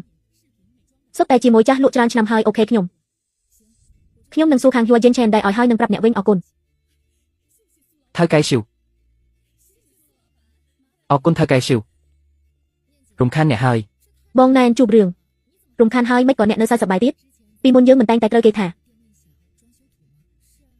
Hàng tối tạ đèn on men tế. Men hai mệt nắng. Tên ní miên ở các vùng rịch. Chi vừa cầm hai to tờ rục nẹt cục rong chen đi nơi hua jen chen đây nỉ ca rục xì. ថៅកែសុកចូលអីបកអ្នកមកទីនេះ Số mong cùi cho nẹt cục rong chen khi mình nỉ dây viên vải tề. Ngày ní một cư trong đăng pi sàn phiệp kẹt tiên vì nỉ dâuរបស់ hua jen chen. Ta nơi sau cần lánh tùm nê bần man tiết. Nỉ dây tam trống cư ban tay kẹt cần đào tề. នៅសល់ពាក់កណ្ដាលទីទំនេរមិនដឹងទៅរកអាជីវករសាក់សំណេរណាទេចុះបើ ខ្ញុំមានអាជីវករល្អជាង10នាក់តើអ្នកហ៊ានទទួលទេ ថៅកែសួរអ្នកមិនមែនលេងសាច់នឹងខ្ញុំទេដឹងខ្ញុំមានអាជីវករជាង10នាក់ពីឆេងថេ វងឆេងទៅតែចេញបញ្ជាឲ្យអាជីវករទាំងអស់ឡើងថ្លៃឈ្នួល30បើមិនបង់ក្នុងមួយសប្តាហ៍នឹងត្រូវដេញចេញពេលនេះនៅទីនោះកំពុងតែភ័យស្លន់ស្លោរកផ្លូវចេញនៃរបស់អ្នកគឺឲ្យពួកគេរើមកទីនេះមែនទេត្រូវហើយ ថៅកែសួរពីដំបូងខ្ញុំហ៊ានយកព្រមឲ្យអ្នករើចូលព្រោះខ្ញុំដឹងពីកេរ្តិ៍ឈ្មោះរបស់អ្នកតែពួកអាជីវករទាំងនេះនិយាយឲ្យអាក្រក់ស្ដាប់ទៅឆេងថេមិនយកខុសយិនថែនដែលយើងក៏មិនប្រកាសថាយកដែរ អ្នកគ្រប់គ្រងឆេងក្តីបារម្ភរបស់អ្នកខ្ញុំយល់តែអ្នកធ្លាប់គិតទេឆ្លងកាត់ការធ្វើបាបរបស់វងហែងជាច្រើនដងតែនៅអាចរំបានតើជាអាជីវករបែបណាអ្នកដែលអាចរស់ដល់ពេលនេះសុទ្ធតែមានមួយប្រចាំរកស៊ីចាស់ទុំនឹងអាចទប់ទល់នឹងហានិភ័យបានអ្នកមិនបាច់បារម្ភពីគុណភាពពួកគេទេចំណែកញៀវវិញពួកគេគ្រប់គ្នាសុទ្ធតែមានមួយចាស់ឬមកគឺអាចនាំមកជាមួយមិនបាច់ឲ្យអ្នកចាប់ផ្ដើមពីសូន្យ ក្នុងការតាក់ទាញវិនិយោគទេអ្នកវិភាគមានហេតុផលទី1នាំយកអាជីវករទាំងនេះមកអាចជួយសន្សំលុយតាក់ទាញវិនិយោគបានច្រើនទី2អាចបានអាជីវករល្អមួយក្រុមដើម្បីពង្រីកចំនួនភ្ញៀវរបស់ Hua Yen Chen ដែលបន្ថែមទៀតអ្នកគ្រប់គ្រង Chen ពិតជាឆ្លាតមែននិយាយព្រាមយកព្រាមប៉ុន្តែលើលោកនេះគ្មានអាហារថ្ងៃត្រង់ហ្វ្រៃទេថាកែស៊ូមានសំណុំពោអីនិយាយត្រង់មកអ្នកគ្រប់គ្រង Chen អញ្ចឹងខ្ញុំក៏មិននិយាយវិញដែរខ្ញុំមានសំណុំពោពីមកចុះឲ្យតែសម្រុំយើងអាចពិភាក្សាបានអាជីវកររបស់ Chen Tae Rong ផលប៉ះពាល់ពីការថយចុះភ្ញៀវថ្មីនេះរកស៊ីមិនសូវបានល្អទេទើបចង់សួរថាខាងថ្លៃឈ្នួលអាចបញ្ចុះតម្លៃឲ្យពួកគេខ្លះបានទេថ្លៃសេវាគ្រប់គ្រងឲ្យពួកគេ3ខែថាកែស៊ូអ្នកនិយាយសំណុំពោទី2មកអ្នកគ្រប់គ្រង Chen ពិតជាចិត្តទូលីមែនអញ្ចឹងខ្ញុំនិយាយសំណុំពោទី2ហើយតែថ្មីរបស់ថៅកែលេងដួលរំហើយមួយដែលធ្លាប់តាមគាត់ពីមុនគ្មានកន្លែងទៅទេពេលនេះគឺជាឱកាសល្អក្នុងការតាក់ទាញភ្ញៀវអូថៅកែស៊ូមានវិធីល្អអីខ្ញុំគិតថាផ្អែកលើហាងបង្អែមបច្ចុប្បន្ននឹងបដូរទៅជាពេលថ្ងៃលក់បង្អែមពេលយកធ្វើជាបើតូចមួយគំនិតនេះមិនអន់ទេតែបញ្ហាគឺហាងខ្ញុំពេលនេះតូចពេកមិនគ្រប់គ្រាន់ប្រើទេតើអាចកាត់ហាងក្បែរនោះឲ្យខ្ញុំប្រើផងបានទេរឿងនឹងគ្មានបញ្ហាទេហាងក្បែរនោះខ្ញុំនឹងបដូរឲ្យអ្នកភ្លាមមិនត្រឹមតែប៉ុណ្្នឹងទេខ្ញុំថែមទាំងបញ្ចុះថ្លៃឈ្នួលឲ្យអ្នកពាក់កណ្ដាលចាត់ទុកថាជាទឹកចិត្តបន្តិចបន្តួចរបស់ Hua Yen Chen ដែលយើងគ្រប់គ្រង Chen ធ្វើបែបនេះមិនស្មើនឹងឲ្យខ្ញុំជួលហាងក្បែរនោះហ្វ្រេទេអីមានអីទៅថៅកែស៊ីវអ្នកបាននាំអាជីវករល្អរាប់សិបអ្នកមកឲ្យ Hu Jing Tian Di ទឹកចិត្តនេះខ្ញុំច្បាស់ជាត្រូវតបស្នងឲ្យបានល្អព្រោះថាអ្នកដែលភ្លេចកំណើតយូរវាឆាប់គង់តែទទួលកម្មវិញទេត្រូវហើយតើអ្នកកំពុងតែ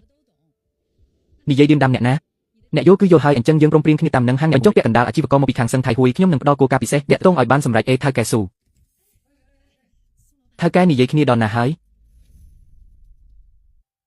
ថៅកែទាំងអស់គ្នាខ្ញុំបាននិយាយត្រូវរយជាមួយ Hu Jing Tian Di ហើយបើអ្នកទាំងអស់គ្នាមកនៅគឺបញ្ចុះថ្លៃសេវាអគារ3ខែហើយសុទ្ធតែជាតូបមានស្រាប់មិនបាច់ចំណាយពេលតុបតែងបន្ថែមទេថែមទាំងអាចបញ្ចុះថ្លៃសេវាអគារ3ខែទៀតឯ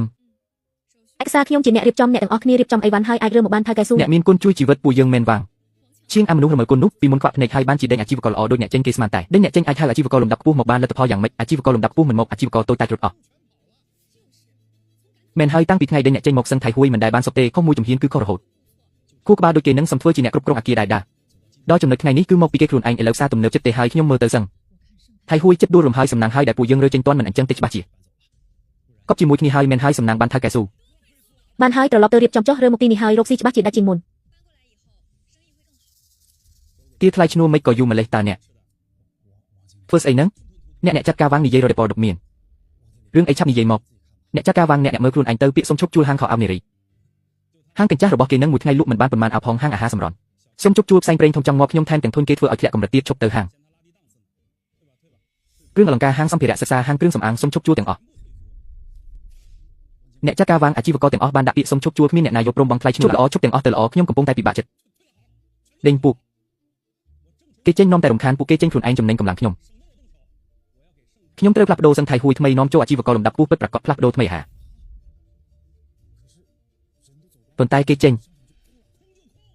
អស់ហើយផ្សាយហើយទេក៏ទេទៅអ្នកស្មានថាខ្ញុំនៅតែបន្ទាបខ្លួនអង្វរពួកគេឲ្យត្រឡប់មកវិញដូចមុនមែនទេគ្មានផ្លូវទេចាំសារទំនើបលំដាប់ខ្ពស់របស់ខ្ញុំសាងសង់រួចទូលលុតជង្គង់អង្វរខ្ញុំក៏មិនដល់កម្រិតខ្ញុំដែរអ្នកចាត់ការវាងមិនបានទេអាជីវករតូចតាចឈប់ជួលអស់ហើយបើថៅកែចៅដឹងពួកយើងច្បាស់ជាគ្មានលេខដោះសារទេឬមួយពួកយើងរីកាប្រាប់ថៅកែចៅសិនមានអីត្រូវរីកាថៅកែចៅចង់បានគឺចំនួនភ្ញៀវមិនមែនអាជីវករតូចតាចកម្រិតទាបទាំងនេះទេប៉ុន្តែគ្មានមនុស្សចំនួនភ្ញៀវមកពីណា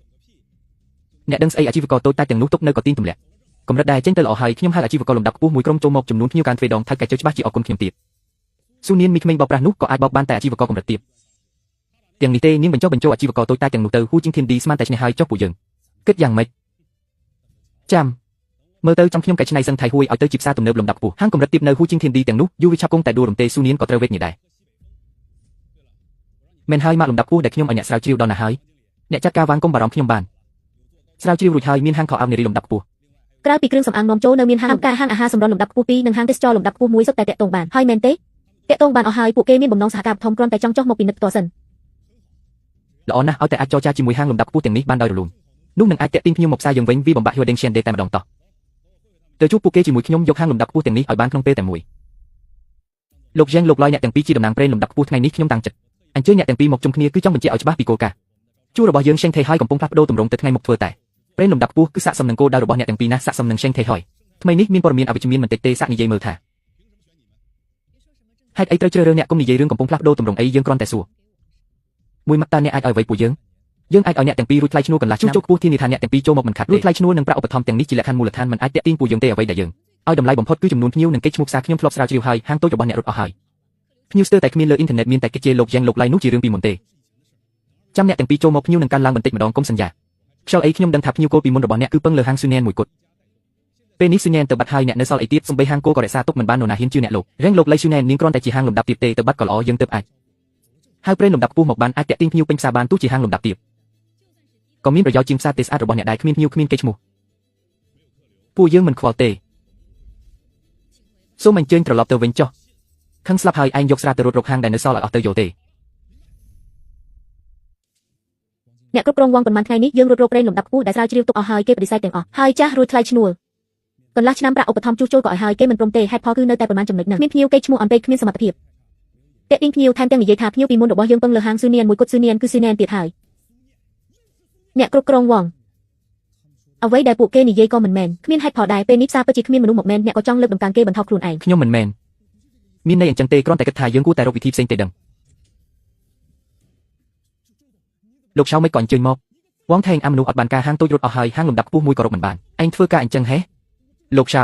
ខ្ញុំកំពុងរកវិធីតើឯងដឹងទេថាហាងស៊ូនែនពង្រីកហើយរកស៊ីដាច់ណាស់ភ្ញៀវនៅហួយជីឈៀនដេកាឡើង3ដងកាលពីមុនអញវិទ្រុងធានាថាដេញស៊ូនែនចេញអាចលើកកម្ពស់កម្រិតផ្សារចុះពេលនេះឆេងរលំដោយសារអញហើយលោកឆៅសុំពេលខ្ញុំបន្តិចទៀត3ថ្ងៃក្នុងរយៈពេល3ថ្ងៃត្រូវតែហាងត្រឡប់មកវិញទាញភ្ញៀវមកវិញធ្វើមិនបានអញត្រូវតែចេញពីទីនេ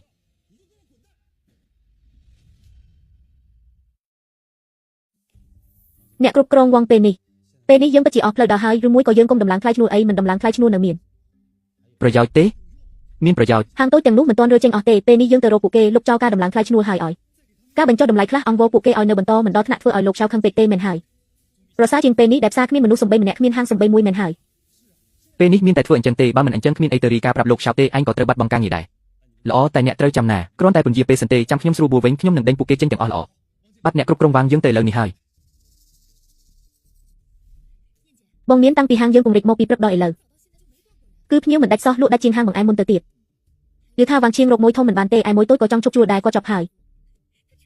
យកុំធ្វើប្រហែសអីមនុស្សដូចគាត់បើតច្រកហ៊ានធ្វើគ្រប់យ៉ាងគាត់តច្រកហើយអាចធ្វើអីបានទៀត ប្រយ័ត្នទុកមុនល្អជាងទូគាត់ធ្វើអីត្រូវប្រាប់ខ្ញុំភ្លាមចាស់ខ្ញុំទៅឥឡូវហើយមិនឲ្យគាត់មានឱកាសងើបមុខរួចទេ ថៅកែទាំងអស់គ្នាខ្ញុំសូមអង្វរគុំទៅអីបានទេខ្ញុំដឹងខុសហើយខ្ញុំមិនគួរដំឡើងថ្លៃឈ្នួលមិនគួរគៀបសង្កត់អ្នកទាំងអស់គ្នាទេឥឡូវខ្ញុំដឹងខុសហើយចុះពីមុនធ្វើអីបាទខ្ញុំល្ងងខ្ញុំវាថោកទាបឥឡូវខ្ញុំលុបចោលការដំឡើងថ្លៃឈ្នួលមិនត្រឹមតែមិនដំឡើងទេថែមទាំងបញ្ចុះ 50% ទៀតថ្លៃសេវាផ្សេងក៏មិនគិតដែរបញ្ចុះ 50% អ្នកគ្រប់គ្រងវាងអ្នកប្រែក្រឡាឆាប់ម្លេះខ្ញុំនិយាយមែនទេណាឲ្យតែអ្នកនៅបន្តខ្ញុំមិនយកថ្លៃឈ្នួល3ខែទេថ្លៃជួសជុលក៏ចេញឲ្យទ្វេដងដែរឲ្យតែអ្នកមានសំណុំពរអីខ្ញុំយកព្រមទាំងអស់ថៅកែចាងរឿងហាងខោឲ្យអ្នកខ្ញុំចាត់ចែងឲ្យថៅកែលីរឿងសែងខ្ញុំដោះស្រាយឲ្យថៅកែចៅរឿងផ្សព្វផ្សាយខ្ញុំរាប់រងគុំមកសញ្ញាខ្យល់ទៀតខ្ញុំឆ្អែតហើយខ្ញុំវ៉ាងឈៀងសូមស្បោះបាននិយាយមិនធ្វើតាមសញ្ញាសូមឲ្យរន្ទះបាញ់ថ្ងៃក្រោយខ្ញុំនឹងសហការមិនធ្វើបាបទៀតទេបញ្ចុះថ្លៃឈ្នួល 50% ថែមទាំងមិនយកថ្លៃឈ្នួលខែលក្ខខណ្ឌនេះពិតជាមិនអន់ទេតែយើងបាននិយាយត្រូវរកជាមួយស៊ូនីនហើយថានឹងរើទៅហោះជីងគិតមិនទៅឥឡូវយើងទៅពិភាក្សាជាមួយថៅកែស៊ូសិនទៅព្រោះរើហាងក៏ពិបាកដែរមិនអីទេអ្នកពិភាក្សាគ្នាសិនចុះខ្ញុំចាំដំណឹងនៅទីនេះទោះយូរប៉ុណ្ណាក៏ខ្ញុំចាំដែរតើពួកគេព្រមទេខ្ញុំមើលទៅទឹកមុខពួកគេដូចជាមិនសូវស្រួលទេអ្នកដឹងអីលើលោកនេះមានសារទំនើបណាស់ហៀងឲ្យលក្ខខណ្ឌល្អដូចខ្ញុំចុះបើខាងស៊ូនីនក៏ឲ្យលក្ខខណ្ឌនេះដែរខាងឲ្យអីបានយ៉ាងច្រើនគ្រាន់តែមិនយកថ្លៃសេវាតែខ្ញុំគឺបញ្ចុះតម្លៃពិតអ្នកណាមិនចង់បានលុយចាំមើលទៅបន្តិចទៀតច្បាស់ជាមានអ្នកបដូរចិត្តហើយអ្នកគ្រប់គ្រងវាងមិនក៏ពួកគេទៅយូរម្លេះឬមួយក៏មិនត្រឡប់មកវិញទេបិទមាត់ចង្រៃរបស់អ្នកពិភាក្សាការងារយូរចឹងជារឿងធម្មតាទេឬមួយក៏យើងទៅរកអីញ៉ាំសិនទៅចាំពេញមួយថ្ងៃហើយញ៉ាំគិតតែពីរឿងញ៉ាំចាំពួកគេមកវិញសិនទៅថៅកែចាងពួកអ្នកត្រឡប់មកវិញហើយពិភាក្សាយ៉ាងម៉េចហើយសម្រាប់ចិត្តនៅបន្តមែនទេថៅកែចាងនិយាយអីបន្តិចមកបើមិនពេញចិត្តលក្ខខណ្ឌយើងអាចពិភាក្សាទៀតបានអ្នកគ្រប់គ្រងវាងយើងពិភាក្សាពេញមួយថ្ងៃទីបំផុតសម្រាប់ចិត្តថាមិនរើទេលុះត្រាតែអ្នកយល់ព្រមលក្ខខណ្ឌខាងក្រោមនេះអ្នកនិយាយមកចុះលក្ខខណ្ឌអីក៏ខ្ញុំយល់ព្រមតែលក្ខខណ្ឌគឺថ្លៃឈ្នួលមិនយកថ្លៃជួសជុលចេញឲ្យទាំងអស់ក្រៅពីនេះអ្នកត្រូវសងជំនួយចិត្តហាងយើង110,000ថ្លៃឈ្នួលមិនយកគ្មានបញ្ហាថ្លៃជួសជុលចេញឲ្យទាំងអស់ក៏គ្មានបញ្ហាសងលុយក៏អាចពិភាក្សាបានអ្នកប្រាប់ចំនួនមកខ្ញុំខ្ចីគេក៏ខ្ចីមកឲ្យដែរ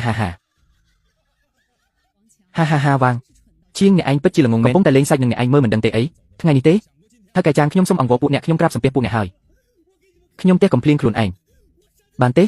យខ្ញុំធ្វើអីក៏បានដែរឲ្យតែអ្នកត្រឡប់មកវិញខ្ញុំសុខចិត្តធ្វើគោធ្វើសេះឲ្យអ្ន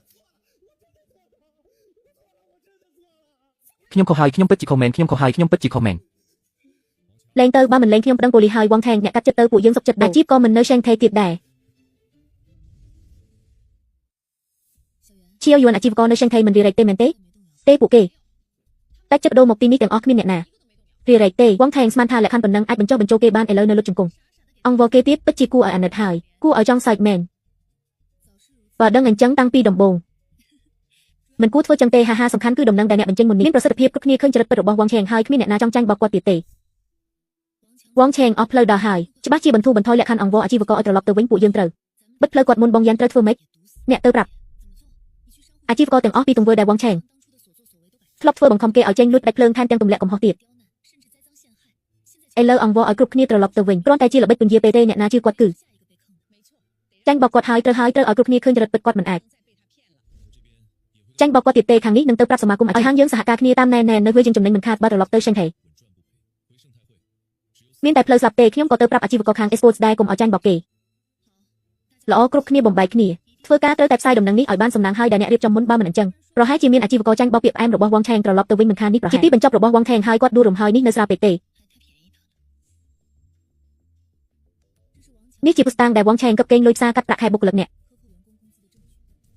កផ្ញើទៅឲ្យលោកឆៅនៅឆេងថេត្រូវតែប្រកាសថាគាត់ទទួលបានល្អហើយបងណែនអេមិនមានឡានប៉ូលីសនៅខាងក្រោមដូចជាមកពីខាងឆេងថេខ្ញុំឮថាវងឆេងត្រូវចាប់ខ្លួនហើយកឹបកេងលុយមិនតិចទេគឺ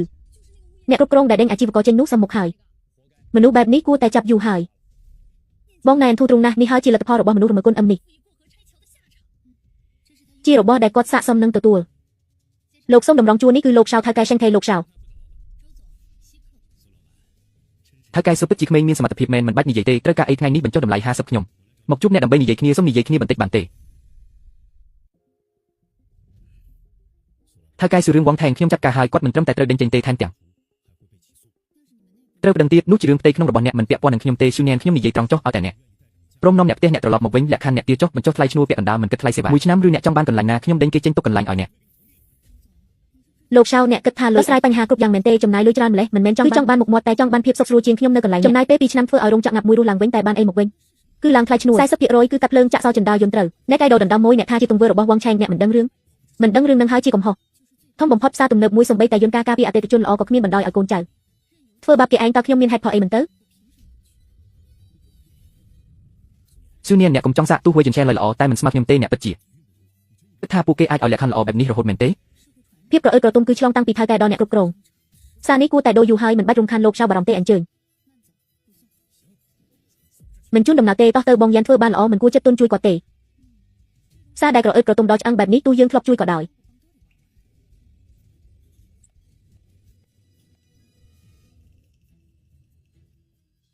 អូមានស្រីច្រើនម្លេះមានរឿងមួយច្រើនណាស់លោកលេងយ៉ាងមិនដែរចេញមកហើយតើហាងនេះពិតជាអ្នកធ្វើឲ្យធំមែនប្រកាសហើយហាងយើងឥឡូវធំជាងហាងចេញឆារបស់អ្នកមួយធ្វើជាពីទៀតខ្ញុំមិនមែនមកឆ្លុះទេចុះអ្នកមកធ្វើអីមកជួយទិញអីវ៉ាន់យើងខ្លាចគ្មានសំណាងទទួលភ្ញៀវគិតយូរដូចអ្នកទេចេញទៅបោះឆ្វេងមិនជូនដំណើរទេចាំសិនខ្ញុំដឹងអាចកំបាំងមួយតាក់ទងនឹងគ្រូសាអ្នកមានរឿងអីខ្ញុំសុំនិយាយជាមួយស៊ឺនៀនតែពីរអ្នកនិយាយមកមានអាចកំបាំងអីតាមពិតពេលនោះវងឆែងចង់ដេញអ្នកចេញមិនមែនដោយសារតែរឿងលុយទឹកតែរបស់ខ្ញុំទេគឺដោយសារមានគេគាត់មួយដុំឲ្យគាត់ដេញអ្នកចេញពីសិនទេណូណាខ្ញុំមិនដឹងច្បាស់ទេតែខ្ញុំមានគាត់ទូរស័ព្ទស្រែកដាក់គេអ្នកប្រកាសទេប្រកាសខ្ញុំលីវងឆែងនិយាយទូរស័ព្ទថាលោកកុំបារម្ភស្រីប្រកោសនុខ្ញុំច្បាស់ជាដេញនាងចេញហេតុអីទៅប្រាប់រឿងនេះខ្ញុំនៅពេលនេះស៊ឺនៀនទូខ្ញុំមិនមែនជាមនុស្សល្អតែខ្ញុំក៏មិនចង់រែកពីងដែរវងឆែងទម្លាក់កំហុសឲ្យខ្ញុំទាំងអស់ថាខ្ញុំជាអ្នកបញ្ជាឲ្យកាត់ភ្លើងឥឡូវបាធខ្ញុំខឹងខ្ញុំដោយសារវងឆែងឥឡូវខ្ញុំគ្មានសល់អីទេមុននេះអ្នកដឹងឆេងចេនរឿងដូចឈ្មោះផ្លាកយីហោនិងពាក្យហ៊ុនតើអ្នកអាចយកយល់កុំឲ្យតុលាការបង្កកណីខ្ញុំបានទេដល់ពាក្យបណ្ដឹងមិនអាចទេតែបើអ្នកព្រមឡើងតុលាការធ្វើសាកសីថាវងឆែងត្រូវគេបញ្ជាខ្ញុំអាចពិចារណាសម្រុះសម្រួលអ្នកនាងលេងមនុស្សធំត្រូវទទួលខុសត្រូវលើទង្វើខ្លួនឯងអ្នកគិតឲ្យច្បាស់ទ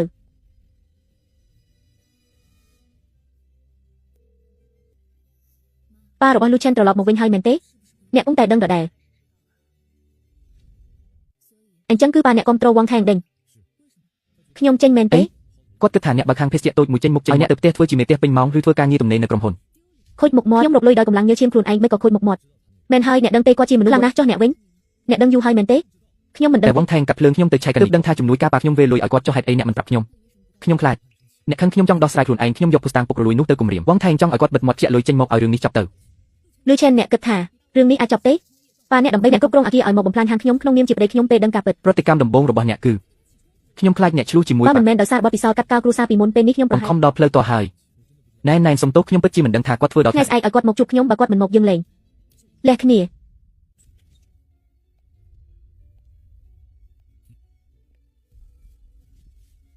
មិនព្រមជួបខ្ញុំហើយមែនទេលោកលូល្បិចល្អណាស់រឹងរូសដូចអ្នកត្រូវតែប្រើធម៌ក្តៅខ្ញុំប្រាប់ហើយកូនប្រសាតកោលោមិនអាចចេញមុខមាត់ខាងក្រៅទេកញ្ចាស់ខ្ញុំមួយឆ្នាំរកបានប៉ុន្មានមិនគ្រាន់ទិញឡានមួយផងអញ្ចឹងទៅខ្ញុំបដូរទៅទោះជាឈានដេពេលនេះប្រាក់ចំណេញមួយឆ្នាំអាចទិញឡានអ្នកបាន10សម្ដីបានណាស់អ្នកដូរមកទីនេះឈ្នះហើយមែនទេខ្ញុំស្គាល់ម្ចាស់គម្រោងនៅទីនេះឲ្យខ្ញុំនិយាយមួយម៉ាត់អ្នកគង់តែត្រូវដេញចេញអញ្ចឹងមែនទេកុំខកចិត្តឲ្យសោះអ្នកមិនក៏អ្នកមានលុយច្រើនម្ល៉េះម៉ាក់អូនខ្ញុំជាម្ចាស់ជើងឯក Sports Book និងលុយសន្សំលោកពេលនេះខ្ញុំមិនមែនជាអ្នកជួលនៅទីនេះទេខ្ញុំជាម្ចាស់ភាគហ៊ុនអ្នកគិតទុកមុនហើយគិតធ្វើបាបអ្នកណាទេខ្ញុំគ្រាន់តែការពារខ្លួនឯងលោកជាថ្ងៃក្រោយលេងល្បិចថោកទាបបែបនេះទៀតអន់ណាស់អញ្ជើញចុះមិនជូនដំណើរទ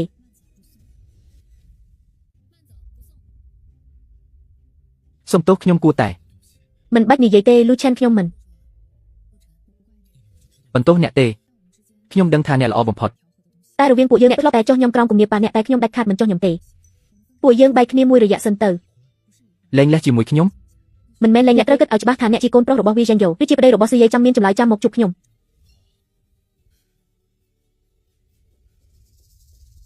បងណែនបងនឹងបងថ្លៃមិនអីទេមែនទេពួកយើងត្រូវការពេលវេលាគិតឲ្យច្បាស់ហើយឃើញអ្នកទាំងពីរស្រឡាញ់គ្នាពិតជាមិនចង់ឲ្យបែកគ្នាទេក្តីស្រឡាញ់មិនសំខាន់បំផុតទេការជ្រើសរើសនិងការទុកចិត្តទើបសំខាន់អ្នកគឺដូចជាកុំអីពួកយើងស្ដាយក្រោយពេលនេះក៏ហួសបងស៊ឺពូកែយ៉ាងនេះស័ក្តិសមនឹងអ្វីដែលល្អបំផុតកុំចេះតែបញ្ចូលទៅធ្វើការទៅបងយ៉ានចំណូលខែនេះកើនឡើងទៀតហើយធ្វើបានល្អខែក្រោយបើកប្រាក់រង្វាន់អរគុណបងណែនយើងអាចគិតរឿងបើកសាខាឲ្យអ្នកមើលងាយយើងខឹងស្លាប់កុំតន់ធ្វើហាងនៅចំពោះមុខឲ្យល្អសិនមើលថែភ្ញៀវឲ្យបានល្អគឺរឹងមាំទើបសង់ផ្ទះបានខ្ពស់ដឹងហើយបងណែនខ្ញុំគ្រាន់តែស្រមៃមុនទេបងថ្លៃមកហើយអ្នកទាំងពីរនិយាយគ្នាទៅខ្ញុំទៅរៀបចំចានសិន ខ្ញុំស្នរសុបមន់ណៃណែខ្ញុំលាជួបពីក្រុមហ៊ុនប៉ាខ្ញុំហើយកន្លែងហាត់ប្រាណឲ្យកូនសិស្សខ្ញុំមើលការខុសត្រូវខ្ញុំគិតថាខ្លួនឯងបើក្រុមហ៊ុនសម្ភារៈកីឡាមិនពឹងផ្អែកត្រកូលលូទេចាប់ដើមពីចំណុច0 គិតច្បាស់ហើយ គិតច្បាស់ហើយខ្ញុំជាប្តីរបស់ស៊ូណែនពីមុនមែនថ្ងៃក្រោយក៏មែនក៏បានដែរសាក់លក់ស៊ុបដែលអ្នករងាសិនល្ងាចនេះទៅញ៉ាំបាយផ្ទះម៉ាក់ខ្ញុំគាត់រអ៊ូនឹកអ្នកច្រើនដងហើយ ចាបងស្រីនាងអ្នកមើលចុះក្រុមហ៊ុនសង្ថៃដួលរំហើយឬថាប្រធានចៅក៏ត្រូវគេហាមឃាត់មិនឲ្យចេញក្រៅប្រទេសដែរវ៉ាងឈៀងនឹងឡើងតុលាការធ្វើសាក់សីឲ្យពួកយើងចំណែកប្រធានលូពេលនេះអស់ផ្លូវដើរដែរពិតជាកម្មពៀមានមែនផ្លូវទាំងអស់គឺពួកគេជាអ្នកជ្រើសរើសខ្លួនឯងបានហើយអ្នកត្រឡប់ទៅវិញចុះស្អែកជួបគ្នា